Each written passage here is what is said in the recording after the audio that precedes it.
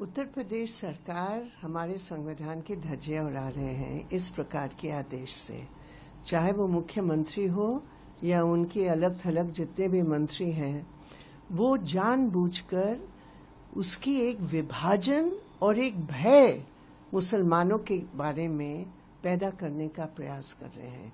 एक पूरे कम्युनिटी को इस तरह आइडेंटिफाई करके उनको ह्यूमिलिएट करना, उनकी जीविका पर हमला करना, उनके अस्तित्व पर हमला करना। इतने सालों से कवरियों का रूट पर कभी कोई प्रॉब्लम नहीं रहा, तो ये एक समस्या पहले पैदा करते हैं और उस समस्या को पैदा करके वो पूरे समाज को विभाजित करने का प्रयास करते हैं। ये बहुत ही निंदनीय है। हमने इस प्रकार की टारगेटिंग कहाँ देखा? दुनिया ने देखा नाज़ी जर्मनी में, जब जूस की दुकानों पर और जूस की तमाम जीविका के रास्ते पर इस प्रकार की टारगेटिंग होता था।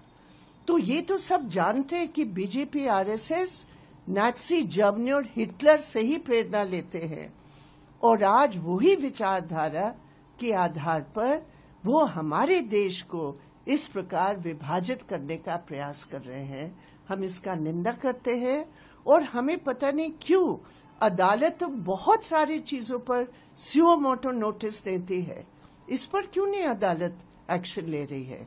ये भी एक सवाल है। लेकिन दूसरी तरफ योगी आदित्यनाथ के सीएम चीफ मिनिस्टर ऑफिस का सफाई आया है पूरे मामले पर कि नेम प्लेट जो दुकान के सामने डाला गया है, कावड़ रूट पे जो रखने के लिए कहा गया है, इसका पर्पस कावड़ यात्रा की जो प्योरिटी है उसको मेंटेन रखने के लिए किया जा रहा है। प्योरिटी का अर्थ क्या है? प्योरिटी का अर्थ हमारे देश में कोई प्योर इम्प्योर का कोई डेफिनेशन नहीं है। प्योरिटी का मतलब क्या है? कल आप जातिवादी प्रथा से किसी को प्योर इम्प्योर कहेंगे?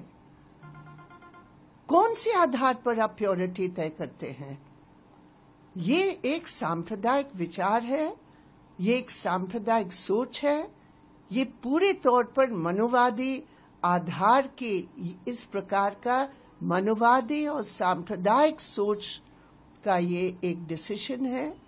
ये बहुत ही निंदनीय है और हम ये डिमांड करते हैं इसको वापस लिया जाए।